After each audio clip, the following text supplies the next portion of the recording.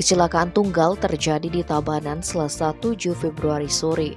Truk tronton mengangkut semen dan membawa 2 penumpang masih anak-anak terjun bebas ke sungai di Jalan Nasional jurusan Denpasar Gilimanuk, tepatnya wilayah Banjar Singin, Desa Slemadeg, Kecamatan Slemadeg.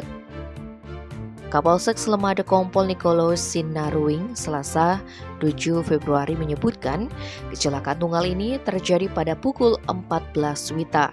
Tidak ada korban jiwa, sopir dan 2 penumpang mengalami luka-luka tetapi sudah mendapat perawatan di Puskesmas Slemadeg.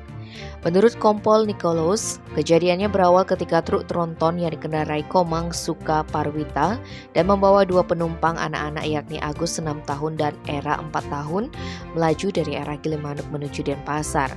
Sesampainya di lokasi kejadian, tepatnya ketika memasuki jembatan Sungai Singin, pengemudi tidak bisa mengendalikan kendaraannya karena setir tidak berfungsi normal, sehingga terjadi kecelakaan tunggal yang mengakibatkan truk jatuh ke sungai jembatan Singin.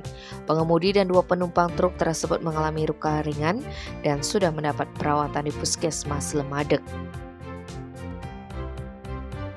Tim Bali Express melaporkan.